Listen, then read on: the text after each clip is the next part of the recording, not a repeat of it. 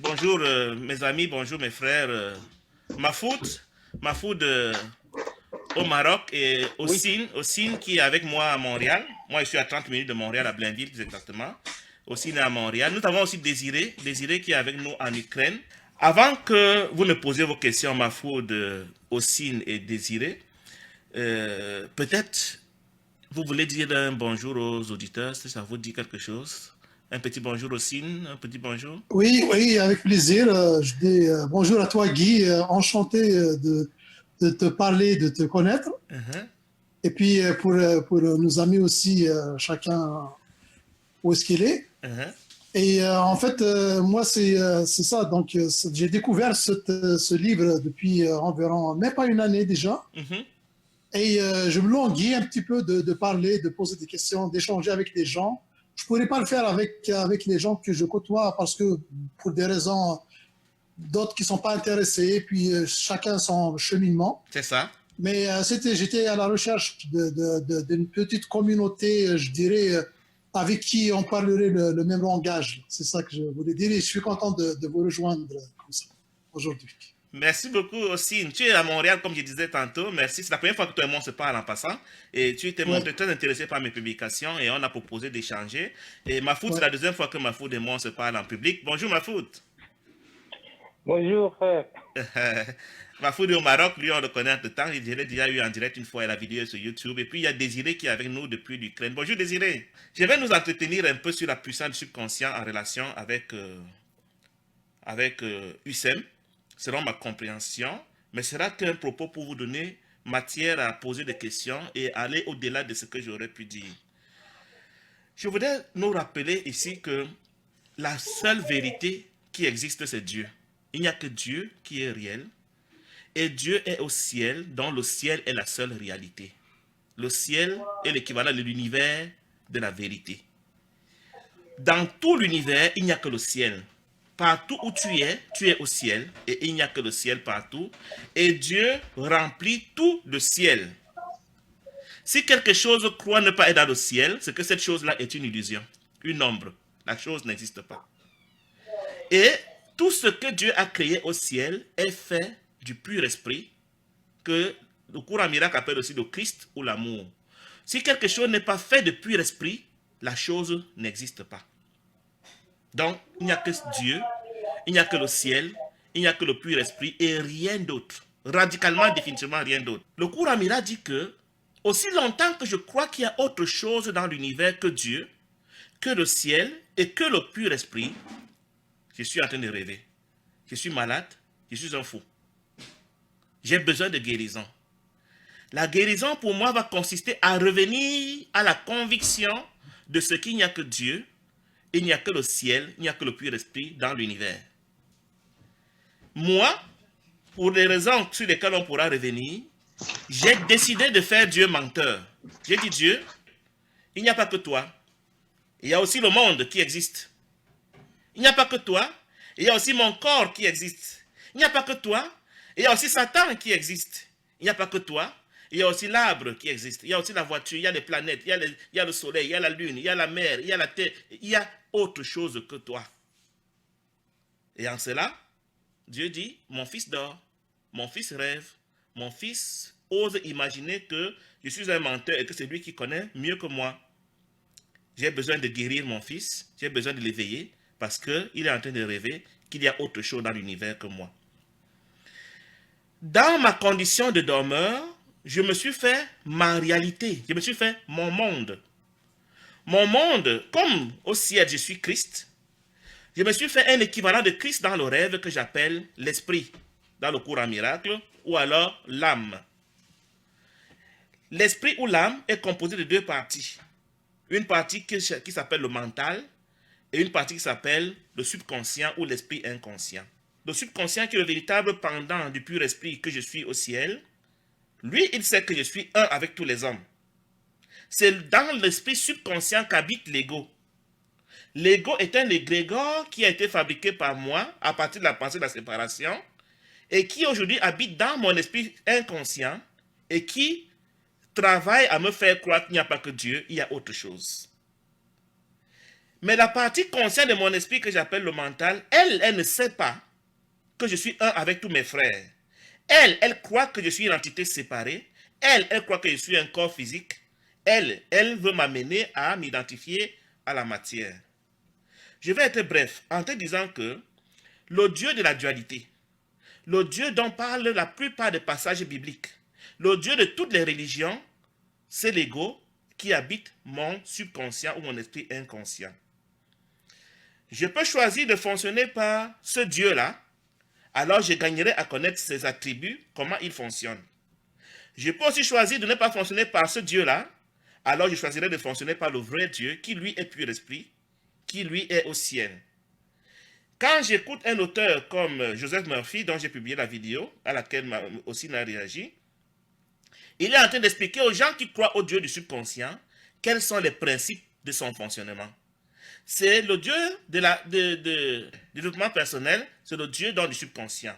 Si je veux réussir dans le rêve, si je veux atteindre des réussites dans le rêve, si je veux devenir riche dans le rêve, si je crois pouvoir devenir en santé dans le rêve et que sais-je encore, j'ai intérêt à collaborer avec le Dieu du subconscient qui s'appelle l'ego et qui habite mon esprit inconscient ou mon subconscient.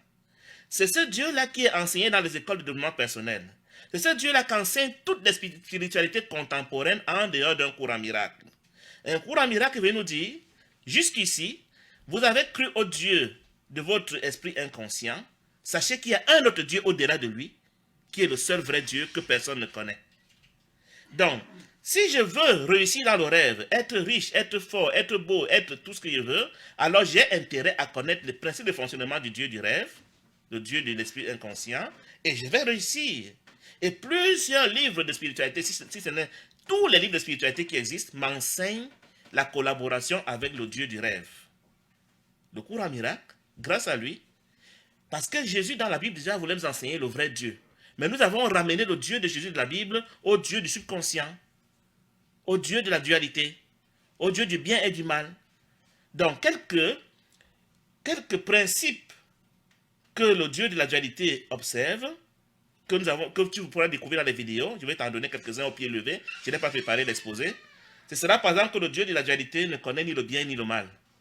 Mon esprit inconscient ne connaît pas ce qu'on appelle bien ou mal. Tout ce que je lui donne, il reçoit. Mon esprit inconscient n'a jamais oublié toutes mes vies passées et mes vies futures. Il les connaît toutes. Donc, je peux aller fouiller dans mon esprit inconscient et trouver mes vies passées et mes vies futures. Mon esprit inconscient a le logiciel qui me conduit à vie, que j'appelle le paradigme de mon adhérence. Ce n'est que ce paradigme qui s'exécute automatiquement sans me consulter. Je vous donne un exemple. Michael Jackson, semble-t-il, avait déclaré dans une interview, si je meurs à 52 ans, c'est bon, j'aurai assez vécu. Son esprit inconscient a retenu l'information et a veillé à ce que tout se passe pour qu'à 52 ans, Michael Jackson décède. Ce n'est que ce que nous avons mis dans notre esprit inconscient, le logiciel, qui a été mis par l'ego, avec notre collaboration, qui s'exécute automatiquement. Quand vous voyez les magiciens, vous voyez les pasteurs, vous voyez les gourous, vous voyez tous ces gens, même des savants contemporains qui font des découvertes scientifiques, c'est des gens qui ont su collaborer avec leur esprit inconscient, parce que leur esprit inconscient est leur véritable Dieu dans lequel siège l'ego. Donc, si tu connais comment l'esprit inconscient fonctionne, tu vas réussir dans le rêve. Mais alors, ce que l'esprit inconscient ne dit pas à ceux qui l'adorent et ceux qui croient en lui, ceux qui croient au développement personnel, c'est qu'il y a des choses dont il est incapable. Premièrement, il est incapable de perfection. Deuxièmement, il est incapable d'éternité. Troisièmement, il ne connaît que les opposés, c'est-à-dire que tout ce qu'il te donne, il pourra le reprendre tôt ou tard. Donc, les gens qui adorent l'esprit inconscient, qui adorent dans l'ego, qui cherchent le développement personnel, auront ponctuellement de plus, mais forcément viendra aussi le moins, et ils ne savent pas. Quelles que soient tes compétences en développement personnel, tu connaîtras le positif et le négatif. C'est inévitable, c'est inhérent à la dualité de l'esprit inconscient. L'esprit inconscient ne te donnera pas non plus la paix et la joie véritables. Parce que la paix et la joie véritables sont impossibles tant que tu as encore ce qu'un courant miracle appelle la culpabilité inconsciente. Vous voyez? Donc, l'esprit inconscient te donne un semblant de bonheur temporel, mais pas le bonheur permanent. mais pas la paix et la joie, mais pas le salut. Aussi longtemps que tu reçois de l'esprit inconscient, non seulement tu demeures prisonnier de l'univers spatio-temporel, mais tu vas revenir dans un autre corps pour apprendre des leçons de pardon. Tu auras un apparent bonheur pour cette vie, mais le logiciel n'étant pas de toi, tu vas prendre le logiciel pour passer dans une autre phase où, prochainement, malgré toutes tes connaissances en esprit inconscient, tu ne pourras pas l'influencer pour avoir apparemment le bonheur. Il n'est pas donné à un homme, dans toutes ses vies, parce que nous avons plusieurs vies, d'être toujours en haut. Ce serait contraire à la loi de la dualité. Certaines vies, tu vas paraître être en haut, croyant que c'est parce que tu as trop fait des incantations, tu as trop fait des déclarations, mais il y a des vies où tu vas faire toutes ces déclarations, ça ne marchera pas parce que ton logiciel, fait par l'ego, n'a pas prévu que ces déclarations marchent pour toi cette fois-là. Tu auras des croyances au fond de toi qui vont dominer tes croyances mentales. Pourquoi est-ce que ce que nous déclarons ne marche pas toujours? Parce que ce que nous déclarons doit marcher quand c'est en accord avec ce que l'ego a prévu dans mon esprit inconscient et que je ne contrôle pas. Ça vient avec ma naissance, j'en ajoute, mes parents en ajoutent à ma naissance, mais le plus important, c'est ce qui vient de manière native par l'ego, même si les parents y ajoutent de leur part. Et quand je deviens conscient et que je commence à fonctionner par mon mental, si mes croyances mentales ne sont pas conformes à ce que l'esprit inconscient croit, c'est ce que l'esprit inconscient croit qui va se réaliser. En cela, l'esprit inconscient est une sorte de Dieu pour ceux qui se confient à la dualité. Le cours Amira nous dit, cessez d'envier le positif et de fuir le négatif de l'esprit inconscient. Mieux, ne collaborez même pas avec lui parce qu'il ne va pas vous sortir du cycle de naissance et de mort. Donc, c'est en cela que quand nous vulgarisons des enseignements sur le développement personnel, c'est pour que les gens qui croient à ce développement personnel sachent à quoi ils s'engagent. Ils auront un bonheur temporel apparent, ils auront une joie, ils auront de l'argent, ils auront des avantages temporels apparents, mais tôt ou tard, ils vont passer à la caisse, ils vont remettre cela, parce que la dualité est inhérente à l'ego. La dualité est obligatoire dans le rêve. Donc, je peux en dire plus, mais je préfère qu'on passe en mode causerie, par vos questions, par vos commentaires, pour que nous puissions avancer dans la compréhension du sujet. Ossine, vas-y. Comment être dans les deux mondes en même temps? C'est ça, d'un côté, on est engagé dans la vie quotidienne. D'un autre côté, il faut que ce ne soit pas réel aussi. Donc, c'est ça qui est un petit peu...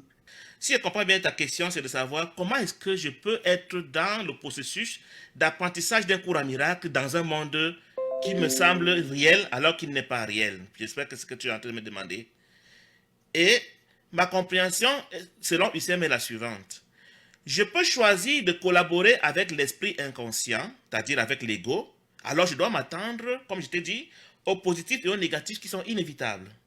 Mais si je choisis de collaborer plutôt avec le pur esprit, alors que je suis encore apparemment dans un corps, ce qu'un cours Amira me recommande, c'est d'être comme un spectateur dans une salle de cinéma qui n'est pas impressionné par le spectacle. C'est-à-dire que je ne réagis pas aux scènes que je vois se dérouler sur l'écran, parce que pour ne pas réagir, il faut que j'ai compris que ce qui se déroule devant moi n'est qu'un film. Je vais dans un film où je crois connaître l'énigme.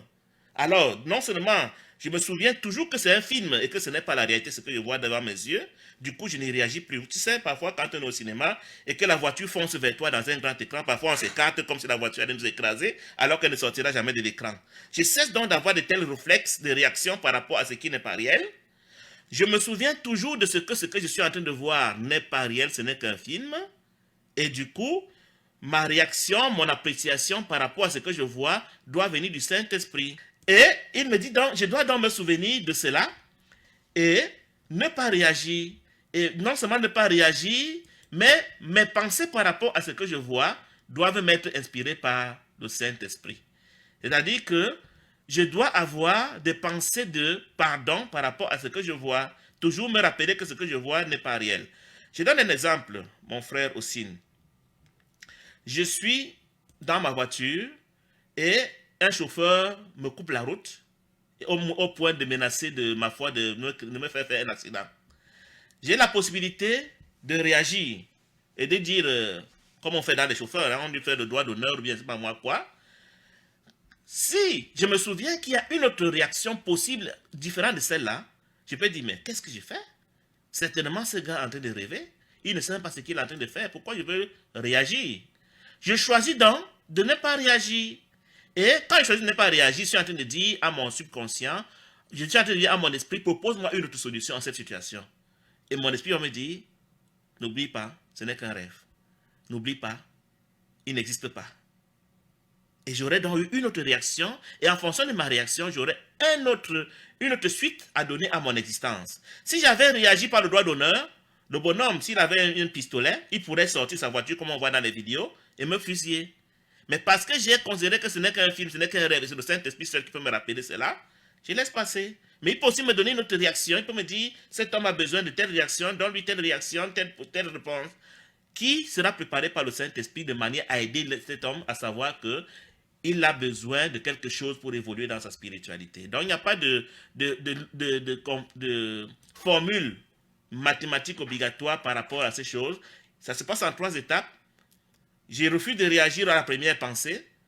Je me souviens que ce n'est qu'un film, et puis je demande au Saint-Esprit de me donner la bonne réponse à ce que je suis en train de voir. Voilà comment je peux vivre dans ce monde, étant connecté au Saint-Esprit, étant identifié à mon pur esprit, sans interférer avec l'illusion ou le rêve. Oui, Guy, juste une petite mise au point. Est-ce que ce processus va devenir automatique à force de le pratiquer? Mais tu as tout dit. Comment tu sais? Un cours à miracle dit, parce que nous sommes des êtres animaux, nous sommes des êtres matériels, nous allons commencer par le processus mécanique et intellectuel. Il y a des gens qui, pour jouer les génies spirituels, pensent que nous devons toujours jouer à être spirituel par défaut. Non. Je vais t'expliquer ça d'une manière très terre à terre, aussi. Voilà ce qui se passe. Nous fonctionnons par défaut par le subconscient, par l'esprit inconscient. Tu vois? C'est lui, notre Dieu, tant que nous sommes des individus mentaux. Tant que nous croyons à notre mental, c'est l'esprit inconscient qui est notre Dieu. C'est lui, c'est l'ego qui est le premier à réagir chaque fois que nous avons une pensée qui nous arrive. C'est obligatoirement, c'est ça. Donc, étant donné que tu es encore au niveau mental, tu as un paradigme par lequel tu fonctionnes. Je te donne un exemple. J'ai écouté un exemple hier qui était intéressant où on te disait, pour avoir un salaire, il faut travailler. Pour être en santé, il faut boire des comprimés. Pour réussir, il faut obéir aux parents. Je dis n'importe quoi. Toutes ces lois qu'on t'a enseignées sont devenues ton paradigme. Pour aller au ciel, il faut croire en Jésus ou en Mohamed. Tu vois?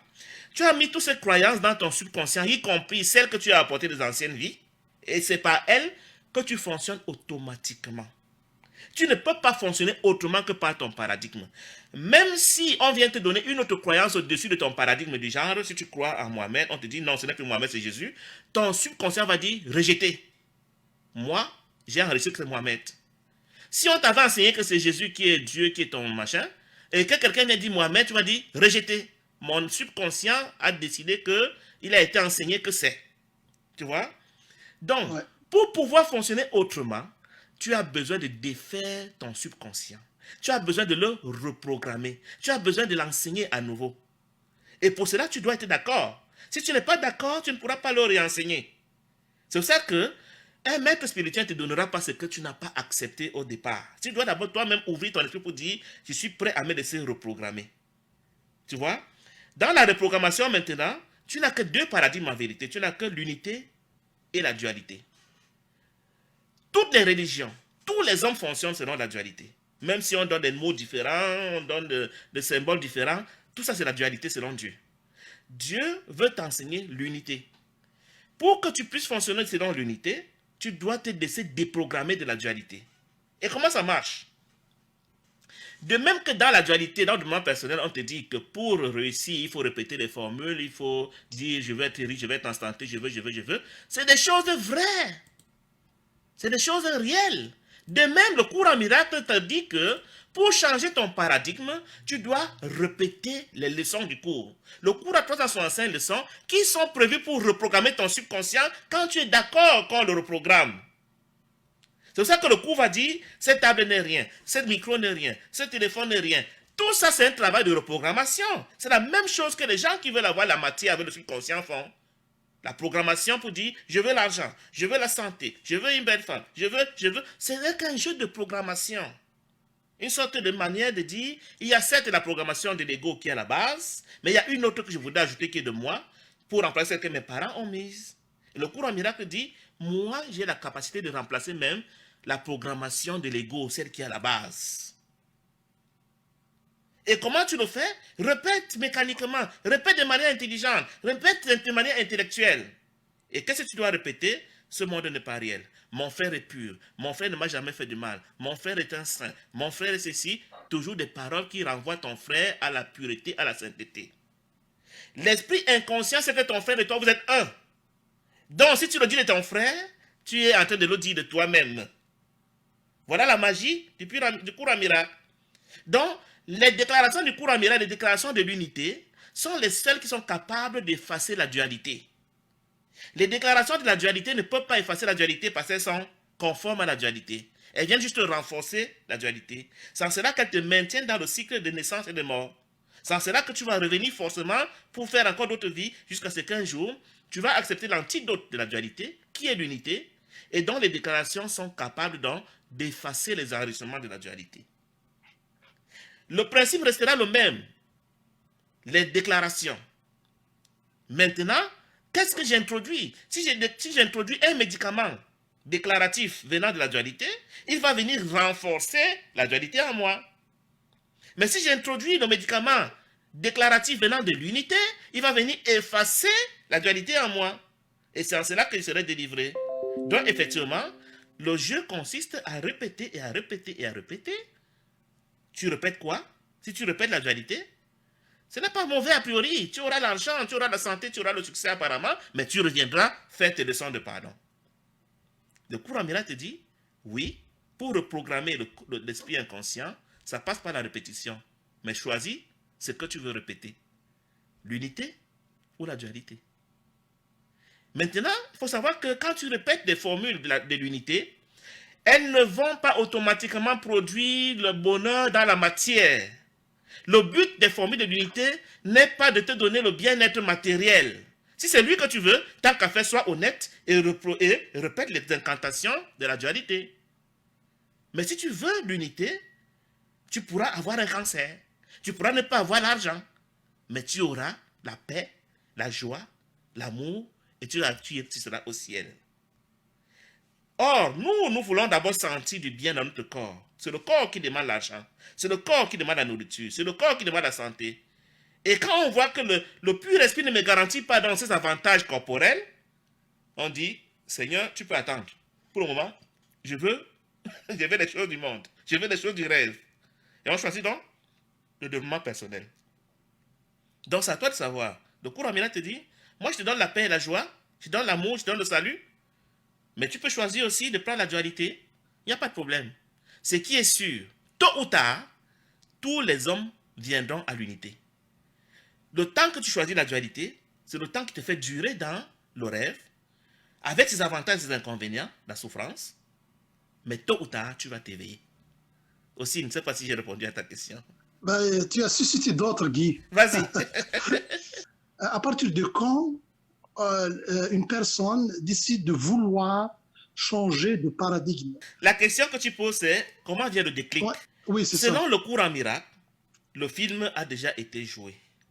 C'est-à-dire que chacun d'entre nous, depuis le jour où tu as quitté le ciel, où tu as semblé quitter le ciel, jusqu'au jour où tu vas rentrer au ciel, une bobine unique a déjà été jouée de toute ton existence. Tu vois? Maintenant, ce qu'il faut comprendre, c'est que dans la bobine, les scènes ne sont pas séquentielles. À chaque situation, tu as une grande pléthore de possibilités de prochaine étape. Ta liberté qui te reste est de choisir laquelle sera ma prochaine étape, mon chemin le plus court pour arriver à ma destination. À chaque situation, tu auras le choix entre le pur esprit et l'ego. C'est tout ce que tu as comme liberté dans ton film. Et la vérité est que tu n'as pas une seule occurrence de toi, tu as au minimum 2 occurrences de toi. Les 2 s'exécutent. Je donne un exemple. Le chauffeur qui t'a coupé la route, qui t'a fait la queue de poisson, et qui t'a menacé de te faire un accident. Tes 2 occurrences ont eu les 2 réactions possibles, sinon plusieurs réactions, même si tu ne les vois pas. Il y a une occurrence qui l'a insulté et qui a été fusillé, et qui est morte, et l'autre occurrence qui a dit, je pardonne. Celle que tu crois avoir choisie, c'est celle à laquelle tu t'es identifié. Et l'autre occurrence disparaît de ta conscience. Tu vois? Voilà comment dans ta marche spirituelle, à chaque étape, tu choisis la prochaine étape qui a déjà été jouée à l'avance. Il y a, dans mon film, à ce niveau, il y a une scène où l'acteur va mourir, et l'autre scène où l'acteur va continuer, ayant pardonné à celui qui l'a agressé. J'ai choisi la scène où l'acteur continue en pardonnant à celui qui l'a agressé. Et l'histoire continue de ce côté-là. Mais l'histoire où l'acteur meurt va se retourner à l'acteur rentre dans l'astral et va revenir avec la prochaine scène qui suivait dans la mort de l'acteur. Voilà comment tes différentes occurrences mènent chacune son existence en parallèle, mais tu n'es consciente que de celle que tu as fait, tu as choisi de suivre, celle à laquelle tu t'es identifié.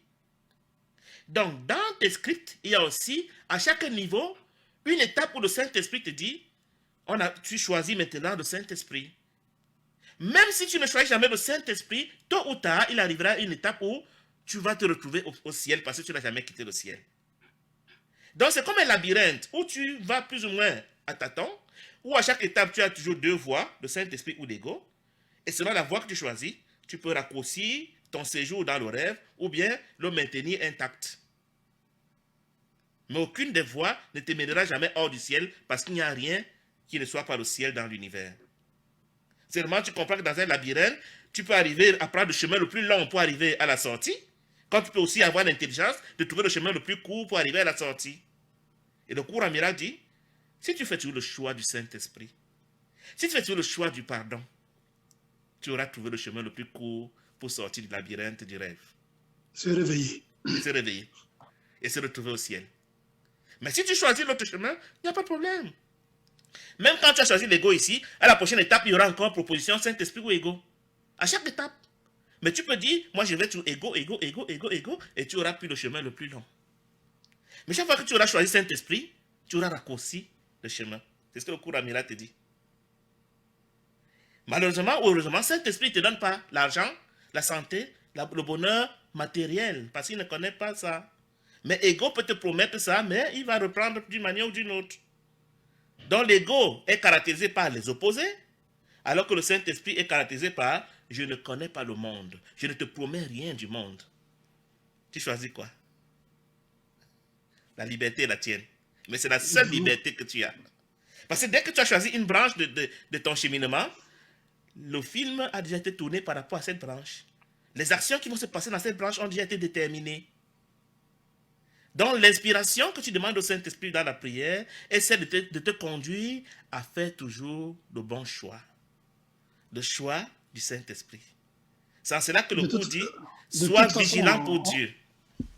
En fait, ma dernière chose par rapport à ce que vous avez dit tantôt, c'était le rôle du Saint-Esprit. Parce que là, moi, j'ai rebondi à partir de la vidéo que vous avez mis, partagée pour le subconscient et puis tout ça. Et donc, en fait, vous avez dit que c'est le même système. Bon, un qui donne, mettons, les résultats matériels, le bonheur terrestre. Et l'autre qui ne les garantit pas, qui ne garantit pas les résultats matériels. Il ne garantit pas ça. Si ça vient, c'est par accident. C'est par accident si ça vient. Oui. Vu que c'est le même système de répétition pour pouvoir se convaincre de quelque chose, à ce moment-là, moi j'avais tendance à comprendre aussi qu'il y aurait une autre façon, à part la répétition, mais c'est la compréhension, je veux dire. Mettons, on peut des fois comprendre quelque chose comme ça sans pouvoir le répéter plusieurs fois. Et est-ce que c'est l'Esprit Saint qui, lui, à partir de quand, justement, il fait qu'il défait, mettons, une erreur, par exemple, où il plante une graine corrective, une graine corrective. Oui, c'est ça. C'est ça. À partir de quand est-ce qu'il faut le répéter, lui dire oui, je pardonne, et puis je fais ça. C'est ça. Ou des fois, on peut comprendre clairement, et puis c'est comme un éclair dans ma tête, parce que ça m'est arrivé de comprendre, de lire le livre, si je le sais, puis de bondir de mon siège, parce qu'il y a une compréhension qui vient percuter comme un éclair. C'est ça. Donc, je ne sais pas, à moi que j'ai fait déjà le travail avant, je ne sais pas comment défaire tout ça. Je vais te répondre, mon frère. Il faut comprendre que les esprits ne parlent pas avec les mots. Les esprits comprennent la pensée. Donc, ce que tu dis avec les mots n'impressionne pas l'esprit. Ça impressionne le mental, mais pas les mots. La prière est en pensée et elle est silencieuse. C'est pour ça que Jésus disait dans la Bible, quand tu veux prier, ferme la porte de ta chambre. Il parlait de retourne dans ton esprit et non pas dans les mots. L'esprit ne s'en fout de tes mots. Quand on dit répéter, ce n'est pas répéter avec des mots. C'est être convaincu dans ton subconscient de ce que tu es en train de dire, que c'est ce que tu veux. Dans la Bible, Jésus disait, qu'il te soit fait selon ta foi, c'est-à-dire qu'il te soit fait selon ce qui est écrit dans ton subconscient. Je te soutiens dans ce que tu es en train de demander par rapport à ta conviction du subconscient, parce que c'est elle qui se fera. Ce n'est pas mes prières qui vont faire quelque chose. Ce n'est pas ce que je déclare qui va faire quelque chose. C'est ce que tu as, ce qui est gravé dans ton subconscient et à ce à quoi tu adhères. Tu vois? Donc, le Saint-Esprit, comme l'ego, écoute les pensées et non pas les paroles. Les paroles, c'est de la distraction pour impressionner la galerie. Il ne s'agit pas de répéter avec des mots. Il s'agit de ce que la pensée... Oui, la parole peut aider à ce que la pensée soit gravée. Si la parole est conforme à la pensée, c'est une manière pour nous de graver des pensées dans le subconscient. Mais il y a des gens qui peuvent graver des pensées sans avoir des paroles. Il y a des gens comme l'auteur qu'on a écouté hier dans la vidéo qui dit, lui, il a mis le message dans un dictaphone. Ça sonnait dans ses oreilles nuit et jour au point où les gens l'ont pris pour un fou. Il ne parlait pas, mais il écoutait. À force d'écouter la parole, ça s'est gravé dans son subconscient. Tu vois? Il y en a qui peuvent changer le subconscient seulement par la force de la pensée, sans forcément parler, sans forcément écouter même un son. Donc, il faut savoir que un esprit est une pensée. Un esprit n'est pas une parole, un esprit n'est pas un son. Le son et la parole sont de la dualité, mais les esprits sont des pensées. Tu peux même poser facilement en disant un cours à miracle le synonyme pensée égale esprit. Donc, ton esprit inconscient n'écoute que les pensées et non pas les paroles. La parole peut sembler l'influencer si elle est conforme à la pensée qui sous-tend cette parole. Si tu dis « j'aime Guy », alors que ta pensée n'aime pas Guy, l'esprit inconscient entend « je n'aime pas Guy ». Pendant que vous réfléchissez ma foule de désirer, il y a Bamoussa qui dit « donc il s'agit de se référer au Saint-Esprit quand je me suis rappelé que ce n'est qu'un rêve ». Et comment on reconnaît la réponse du Saint-Esprit? On reconnaît la réponse du Saint-Esprit par ceci qu'on a la paix et la joie qui ne dépendent pas de l'extérieur. Une paix qu'on ne peut pas expliquer. On se sent tout simplement en paix et en joie, c'est que le Saint-Esprit nous a répondu, parce que le ciel est quiétude. Et le pendant de la quiétude dans le rêve s'appelle la paix. Quand tu fais l'expérience d'une paix que tu ne peux pas t'expliquer, sache que tu as fait l'expérience du ciel, même si tu ne peux pas le justifier avec les mots. Donc là, j'ai failli dire la preuve de ce que tu es en train de faire. Un petit séjour conscient dans le ciel, c'est l'expérience d'une paix qui ne dépend pas des choses extérieures, qui ne dépend pas des symboles. Parlez-nous encore plus de ce fameux paradigme. Que je reprenne le discours sur le paradigme. Le paradigme, ça s'appelle aussi le système de pensée. C'est-à-dire ce à quoi je crois de manière inconsciente. Ce qui est gravé dans mon esprit inconscient, il correspond aussi à l'histoire de ce que j'appelle ma vie ou bien mes vies. Il m'a été imposé pour la grande partie par l'ego. Je donne un exemple. Comment ça se fait qu'un bébé qui naît, le même jour il sait déjà qu'il doit manger? Qui lui a appris ça? C'est gravé dans son esprit inconscient. Comment ça se fait qu'un bébé qui vient de naître a déjà peur du danger? Pour embellir ça, pour adoucir ça, pour essayer de rendre ça moins effrayant, tu peux appeler ça l'instinct. Mais c'est gravé donc dans notre ADN par l'ego qui en est le créateur et que nous sommes des corps et en tant que tel, nous sommes en danger. Donc, toute mon existence durant, l'ego m'a enseigné que je suis un corps parce que ce n'est que mon corps qu'il peut enfermer dans le monde. Dès l'instant où je vais devenir pur esprit, je vais lui échapper. Aussi longtemps que je crois que je suis un corps, que je dois absolument défendre, ça fait son affaire. Donc, autour de cela se développe tout le reste. Les besoins, les désirs, les inquiétudes, les peurs, les dangers, les convoitises et que sais-je encore, sont développés autour de ce que je suis un corps. C'est pour ça qu'il n'y a que deux paradigmes. Il n'y a que le paradigme de l'unité qui dit il n'y a que Dieu et rien ne peut menacer Dieu. Et il y a de Dieu en moi dans le pur esprit. Donc cela ne peut pas être menacé en moi. Et il y a l'autre paradigme qui dit, il y a Dieu, il y a autre chose qui est mon corps. Et comme cette autre chose n'est pas en sécurité parfaite, il doit forcément avoir en permanence peur. Il doit considérer son frère qui n'est pas lui comme étant un danger contre lui. Donc fondamentalement, il n'y a que deux paradigmes. Le paradigme de l'unité, en vertu duquel rien ne peut menacer Dieu, et si je suis avec Dieu, je ne peux pas être menacé. Et le paradigme de la dualité qui dit, je ne suis pas avec Dieu. Je suis séparé de Dieu, donc je suis en danger. Mais pour m'embrouiller, l'ego a divisé son paradigme en plusieurs branches. Il fait éclater, dit que je suis en plusieurs êtres humains, alors que tous les hommes sont moi. Et je crois que Mahfoud n'est pas moi, aussi n'est pas moi, Désiré n'est pas moi. Je crois que Alia n'est pas moi, que Kony n'est pas moi, alors qu'on est tous un. Et comme tu n'es pas moi, l'ego me dit, méfie-toi de lui. Il t'en veut. Il peut te détruire. Protège-toi contre lui.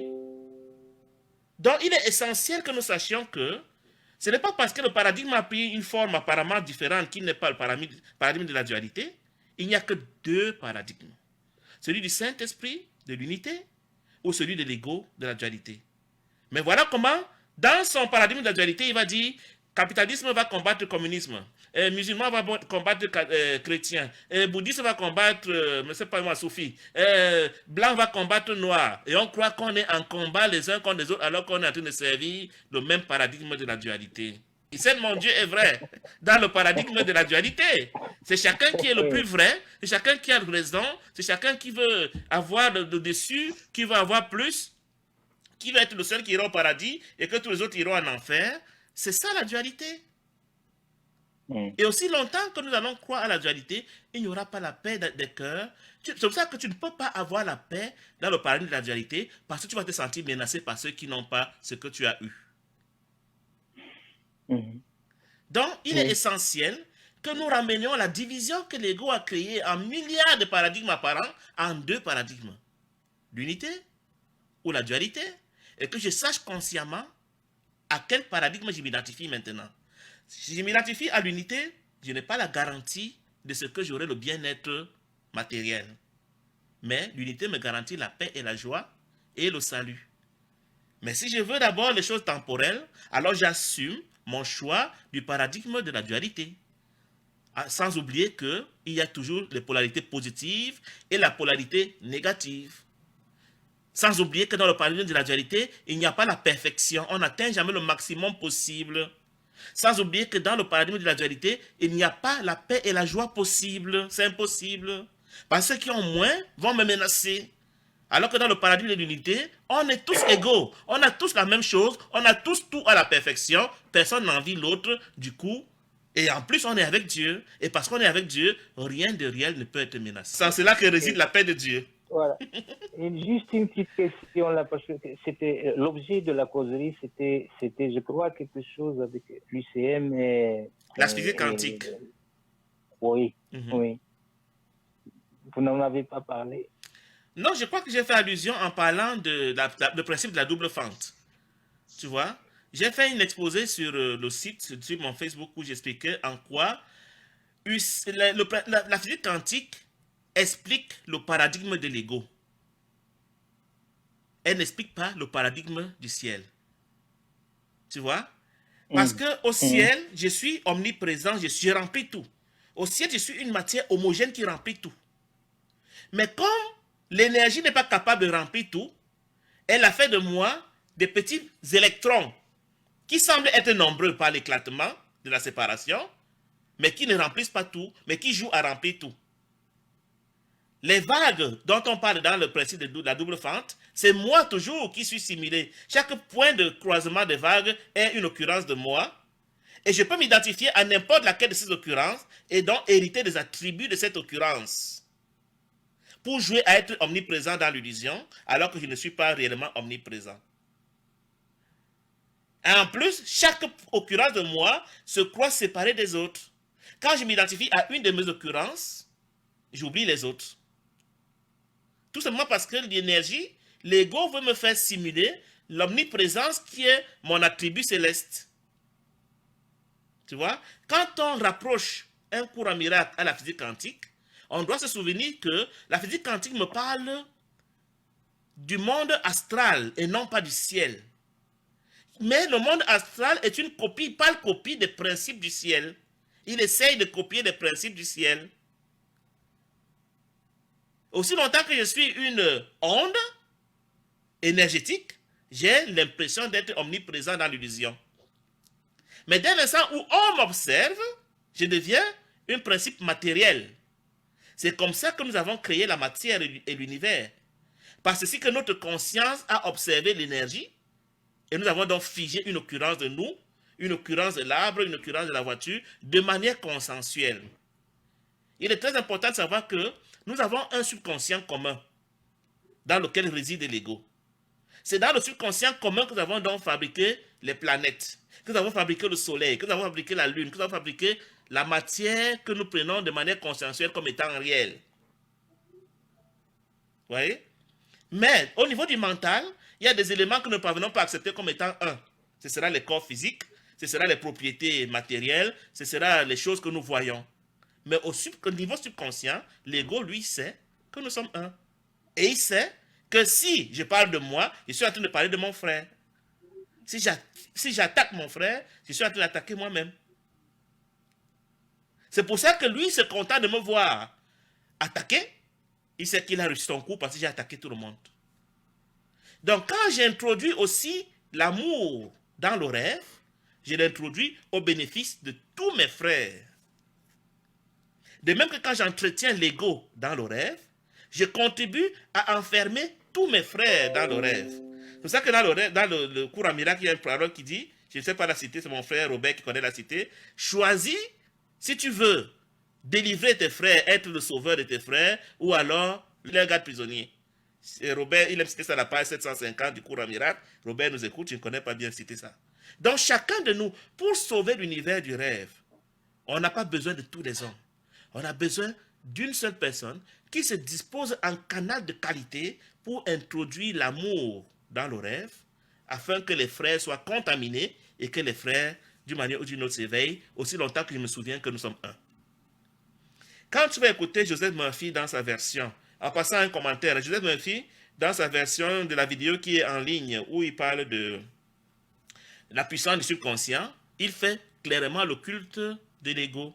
Il fait le culte du développement personnel. Mais j'ai découvert un autre de ses livres, que j'ai d'ailleurs acheté, qui date de cette année ou de l'an dernier, où le gars est passé du culte de l'ego au culte de Dieu. Maintenant, il a remplacé le mot ego et le mot subconscient dans son livre par le mot Dieu.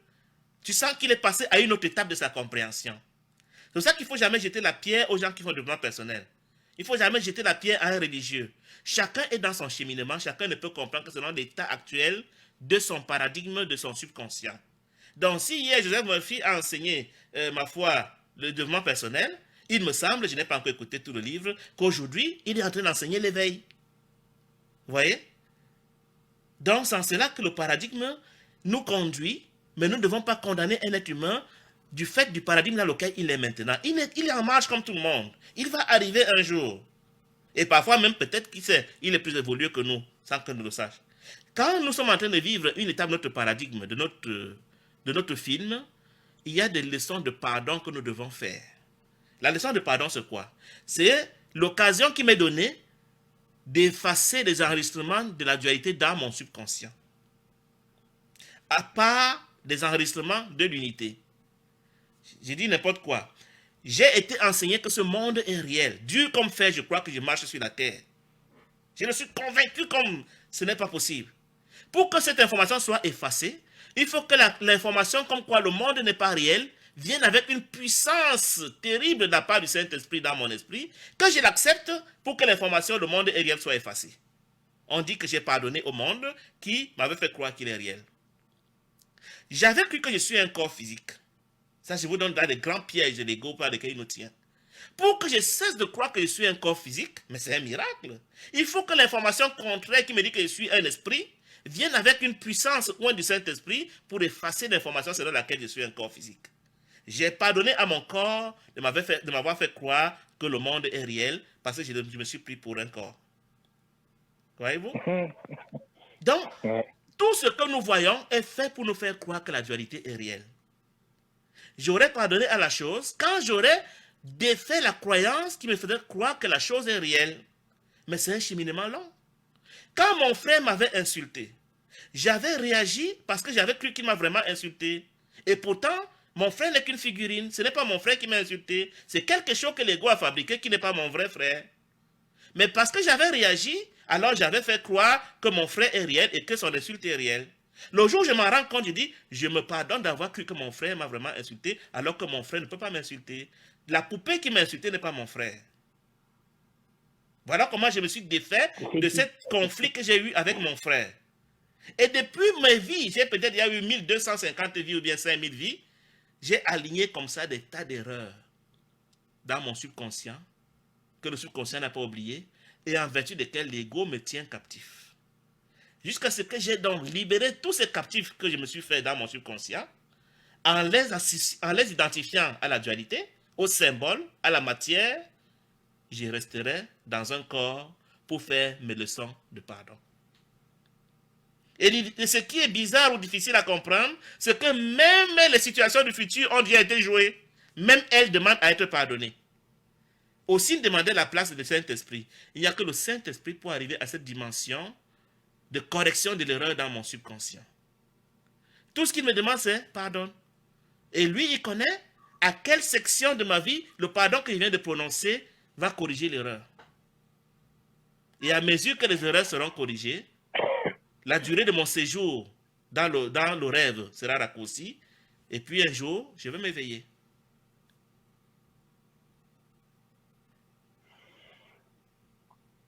Vous avez la parole. Qui Il a la parole? Oui, n'importe qui veut la prendre. Mais je vais répondre à Bamoussa. Bamoussa qui demande, le choix du paradigme est un point trivial. Le paradigme nous est assigné par l'ego depuis le jour où nous avons été séparés, où on a pu qu'on est séparés. Il nous a associés à un film qui est le même. Ce n'est pas plusieurs films. Seulement, le film a plusieurs issues possibles. C'est un peu comme quand tu as un DVD qui a une fin différente de l'autre fin. Ça existe, hein? Des films où on dit, il y a cette fin qui fait annuler telle autre fin. Mais ici, là, on n'aura pas une seule fin. On aura plusieurs possibilités. À chaque point de décision, il y aura deux possibilités. Saint-Esprit ou ego. Tu choisis. Et si tu choisis ego, il y a le risque que tu prolonges, que ton séjour soit plus long dans le rêve. En faisant le Saint-Esprit, il y a le cours en miracle dit, tu es en train de réduire ton séjour dans le rêve. Mais c'est le même film qui continue, seulement tu as le choix à chaque carrefour de prendre gauche ou droite, dualité ou unité. La conscience ne doit pas être utilisée et c'est seulement le paradigme qui doit être changé. Parce que si tu utilises la conscience va t'envoyer toujours dans l'ego, dans la dualité. Et si tu changes ton paradigme, donc c'est comme si tu avais éliminé la conscience et maintenant tu attaques le nœud même du problème. Donc quand ton paradigme est changé, le subconscient va fonctionner maintenant selon ce nouveau paradigme. Et c'est pour cela que même si on veut changer même le paradigme, on tombe toujours, on pense que, non, on ne tombe pas, on pense que c'est très difficile parce que l'ego a lié l'ancien paradigme de la dualité avec ta conscience. Et tout ce que tu fais selon ta conscience, au fait, c'est ce que lui, il veut, c'est ce que l'ancien, son paradigme de la dualité te conseille de choisir. Et c'est pour cela qu'on va voir que même les organes du sens, tous les organes, c'est fait pour la dualité. Tout ce que tu observes, tu projettes, c'est la dualité. Et maintenant, pour ne plus faire ça, moi, en tout cas, moi, je comprends ça comme ça. Il ne faut même pas utiliser ta conscience, mais change d'abord le paradigme. En ce moment, la conscience ne pourra plus te faire agir selon l'ego. Parce que ce que tu vas voir que ça n'existe pas. C'est un film. Ce que tu constates, tu vas voir que ça, ce n'est rien. Ce sont des figurines. Tu vois? Mais si tu commences à vouloir utiliser dans ta conscience, mais la conscience va te dire que, mais attention, touche voir, c'est dur, c'est un objet. Regarde, c'est ton frère, non? Est-ce que c'est toi? Regarde lui, toi tu es mince comme ça, tu marches là. Regarde lui là, comment il est bien bâti, comment il est musclé. Est-ce que ça peut être toi comme ça? Tu vois? Mais si tu changes le paradigme, en tout cas, ce que je viens de comprendre, ce que on a entendu tout ça là. Moi, je pense que c'est cela le problème, le vrai problème. Merci Désiré. Je vais peut-être aussi donner un avis par rapport à ça. Tu vois, le problème fondamental que nous avons, c'est que le pur esprit est le seul matériau réel. L'énergie est son pendant dans le rêve. C'est à partir de l'énergie que la conscience fabrique la matière. Dès l'instant où tu dénies à l'énergie toute réalité, tu dis à l'énergie tu n'es pas réel, et qu'elle sorte de son subconscient comme étant quelque chose d'utilisable, la conscience ne sachant utiliser que l'énergie n'aura plus rien à consommer. Tu dis à ton subconscient, il n'y a que Dieu. Dans le 1, la conscience ne peut pas fonctionner. La conscience ne fonctionne que là où il y a la dualité. Là où il y a matière à susciter la dualité. C'est quand tu dis à ton subconscient que l'énergie aussi est réelle, que la conscience peut donc s'en servir pour manifester autre chose. C'est pour ça que dans l'unité, forcément, la conscience est désactivée.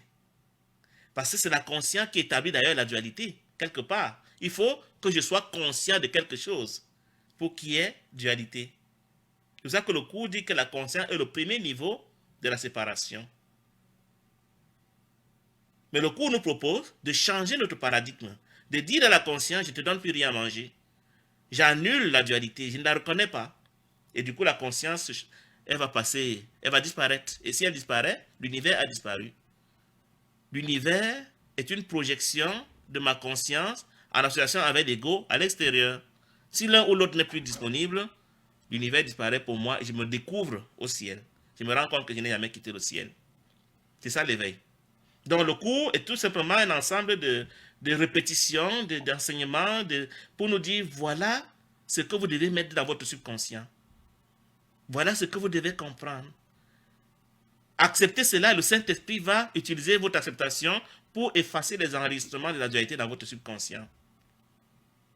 Et quand les enregistrements de la dualité ont été effacés dans votre subconscient, ce qu'on appelle aussi la culpabilité inconsciente a été défaite complètement, vous allez vous rendre compte que vous n'avez jamais quitté le ciel. Peut-être une image que je peux bien donner. Si on imagine que dans une salle de cinéma où le film n'a pas commencé, l'écran blanc, c'est le ciel. Une fois que le film a commencé, ce qu'on voit sur l'écran blanc, c'est le monde, qui n'est qu'une projection. Et le monde va tenir aussi longtemps que je crois que le film est réel. Mais dès l'instant où je cesse de croire que le film est réel, le film disparaît et je me rends compte que le ciel n'a pas bougé, il a toujours été là et que j'ai toujours été au ciel. Pendant que la conscience sera quelque chose qui est comme mon projecteur, qui permet que le film soit projeté sur l'écran blanc. J'ai pensé, en parlant de l'écran vierge, Oui. au soi. Puis j'ai lu des livres de Maharishi, puis il parlait souvent de cette analogie de l'écran. Puis donc il dit que même s'il y a du feu dans le film, ça ne va pas te brûler, puis, etc. Même si la voiture fonce sur toi. Oui, c'est ça. Et puis là, le soi, ça veut dire quoi? Le soi dans cette définition par rapport à la conscience et puis au Saint-Esprit. Le soi, finalement, quand on dit un soi conscient, parce qu'il y a le soi aussi. Est-ce que le soi devrait être conscient de quelque chose ou de juste de lui-même? En matière de spiritualité, mon frère, il faut se méfier des mots génériques. Il faut toujours demander à l'orateur qu'est-ce qu'il met dans un mot. Chaque orateur, chaque enseignant a sa compréhension des mots qui sont utilisés. Je vais me permettre de donner encore quelques exemples que j'ai donnés sur ma page Facebook il y a quelques jours. Quelqu'un me l'a reproché. Quand un enseignant comme Eckhart Tolle parle de la conscience, il est en train de parler du ciel, il est en train de parler de l'écran vierge. Mais quand le cours Amira parle de la conscience, par exemple, il parle de ce que je t'ai dit, les yeux de l'esprit endormi. Permets-moi l'expression comme ça. Tu vois? Donc, quand le cours Amira parle de l'esprit, il est en train de parler de ce que la Bible appelle l'âme, composée de deux parties, le mental et l'esprit inconscient. Mais dans d'autres contextes, l'esprit sera autre chose. Selon l'orateur, selon l'enseignant, sera le courant spirituel. Donc, il faut se garder d'écouter un orateur qui parle de spiritualité et tirer des conclusions sur son enseignement par rapport aux mots qu'il emploie. Demande-lui toujours, qu'est-ce que tu mets dans tel mot? Le soi, en l'occurrence ici, ce serait ce à quoi je m'identifie, ce pour qui je me prends. Si je me prends pour le pur esprit parce que je sais que le monde n'est pas réel, mon soi sera mon pur esprit qui ne peut pas être menacé. Mais si je me prends pour un corps, ou bien pour ma personnalité, mon soi sera cette personnalité ou ce corps. Donc, au lieu d'utiliser les mots génériques du genre le soi, le moi, machin, qui ne veulent rien dire, tu as des gens qui sont experts en l'utilisation de tels mots, mais tu leur demandes de mettre un contenu, ils ne vont rien te dire de bon. Qu'est-ce que tu mets dans le soi ou le moi? Oui, c'est comme le livre, et à la fin, il a mis un index pour expliquer, définir tous les mots qu'il a utilisés. Selon sa compréhension, selon son paradigme. Et moi, je peux utiliser, enseigner le cours sans donner le même contenu aux mots que le cours utilise, pourvu que je définisse que voilà ce que j'entends par. Le cours n'utilise pas ou très rarement le mot mental. Par exemple, il parle de l'esprit. Mais moi, pour que les gens qui m'écoutent comprennent, je leur dis, ce que le cours appelle esprit, c'est composé du mental et de l'esprit inconscient. Ce n'est défini nulle part comme ça dans le cours. Il aura fallu que je comprenne ça et que je l'assume et que je le dise à ceux qui m'écoutent. Quitte à ce que quelqu'un me dise un jour, le cours ne parle pas du mental, je lui dirai, d'accord, mais ma compréhension pour que ceux qui veulent écouter les enseignements que je donne comprennent de quoi je parle, je leur dis que esprit égale mental plus esprit inconscient.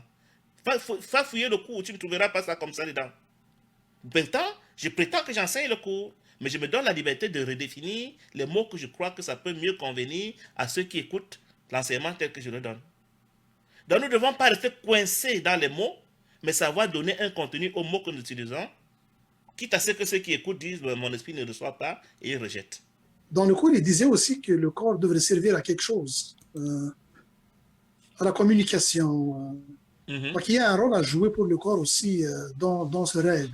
Oui, communication, c'est quoi? C'est que le corps n'existe pas, mais le Saint-Esprit utilise mon corps maintenant pour parler aussi. On a dit que le Saint-Esprit dit, ok, ça n'existe pas, mais comme l'ego l'a fabriqué, on va l'utiliser. C'est ça la communication, tout simplement. À bon escient. C'est ça. On va l'utiliser pour l'éveil de Guy et d'Ossine. On va utiliser ces marionnettes. Il a fait des poupées, utilisons-les.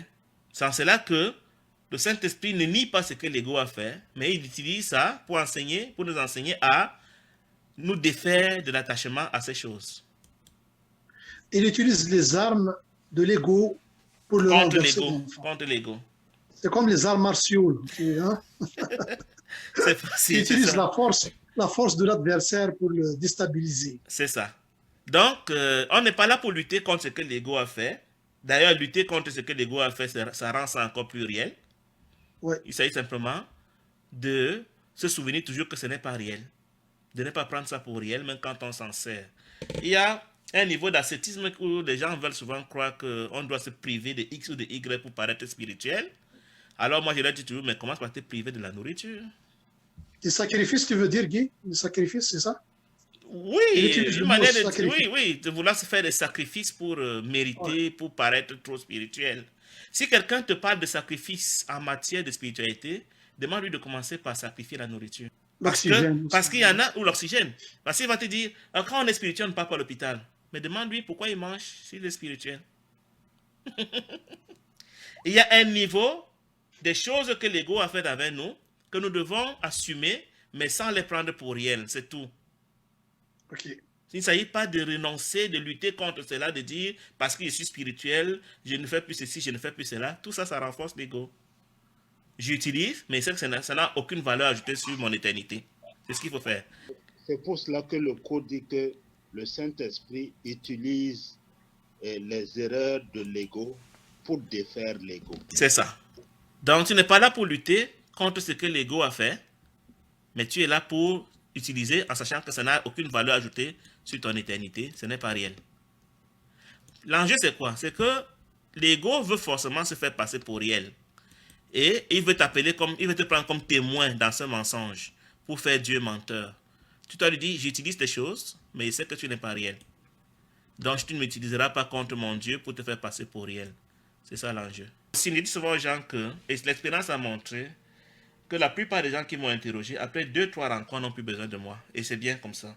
C'est-à-dire que si je peux te libérer de la dépendance des gourous, pour que tu fasses ta marche avec le Saint-Esprit seul, parce que le cours est un cours de auto-apprentissage, le cours n'est pas fait pour faire des groupes, des cercles, des églises, des machins, non.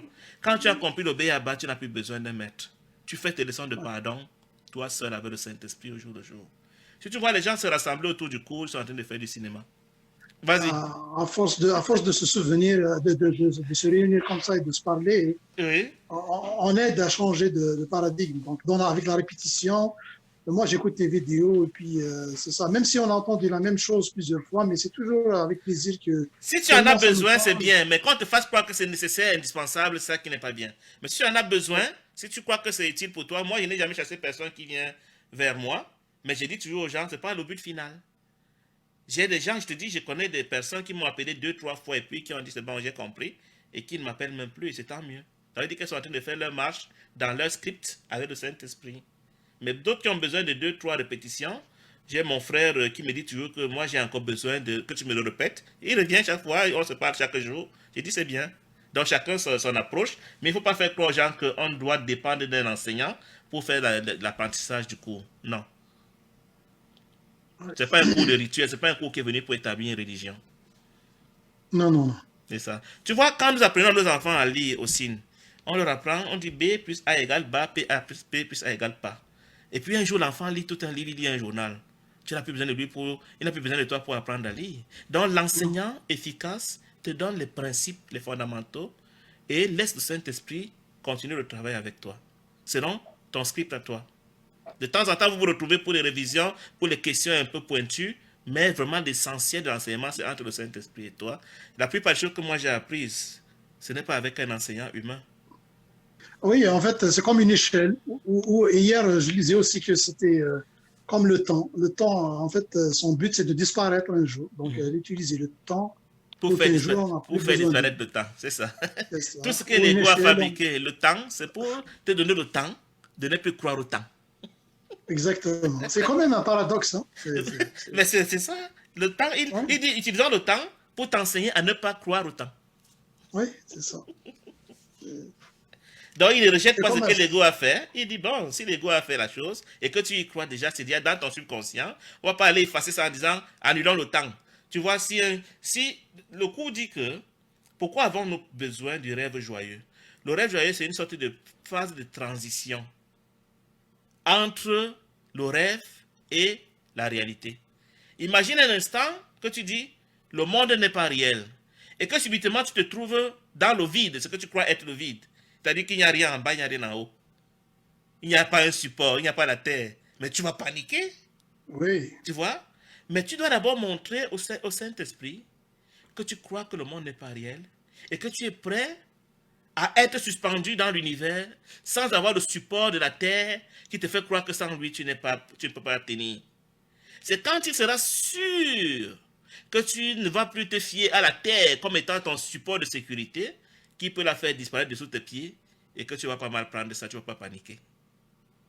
Donc le tout n'est pas de dire le monde n'est pas réel, mais le Saint-Esprit connaît dans ton très fort intérieur si ce que tu dis là, tu le crois vraiment, ou bien ce n'est que les mots du cours que tu répètes pour épater la galerie. C'est ce qu'il veut dire quand il dit que Dieu te réveille tout doucement. C'est ça, hein? C'est ça. Il te dit le temps n'est pas réel. Mais mon frère, imagine là maintenant que tu te retrouves à vivre ta vie d'il y a 500 ans. Tu vois, il y a des gens, parce qu'ils se sont souvenus d'une de leurs anciennes vies, qui deviennent pratiquement fous. Oui. Dans cette vie-là, tu étais Hitler. Pardon, tu étais peut-être le roi, je ne sais pas moi de quoi. Tu ne parviens pas à assumer cette identité, parce que tu crois que ça te culpabilise plus. Mais tu vas paniquer. Mais comme tu n'es pas encore prêt à assumer cette vie passée qui appartient à un autre temps, le temps va demeurer réel pour toi, jusqu'au jour où tu sauras que même si tu es dans cette dimension de la connaissance, tu ne vas pas en faire un problème personnel, alors le temps ne sera plus réel pour toi dans la réalité. Parce que dans la réalité, tu connaîtras toutes ces choses. Et tu devras les regarder sans avoir peur, sans réaction, sans émotion, comme regardant un film d'horreur sans avoir peur. Parce que ce sera effectivement un film d'horreur. Mais tant que tu as encore peur de ce film d'horreur, le temps sera réel pour toi, pour te protéger de la peur. Tu en as besoin. Donc, quand on ne connaît pas nos vies passées, nos vies futures, c'est pour notre bien, c'est pour notre protection, parce que nous avons encore peur. Tu ne crois pas à la réincarnation, et puis on te montre que tu as eu des milliers de vies avant. Tu crois que l'homosexuel est un méchant garçon, et on te montre qu'il y a une de tes vies où il y a plus de tes vies où tu étais homosexuel. Ah, c'est... ouais, c'est Hein? vrai.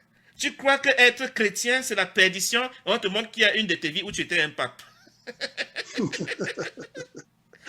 Tu vois? Comme tu ne peux pas encore assumer ça, parce que tu n'es pas encore prêt à pardonner aux chrétiens, à pardonner aux musulmans, à pardonner aux francs-maçons, à pardonner aux homosexuels, à pardonner aux bouddhistes, à pardonner aux criminels.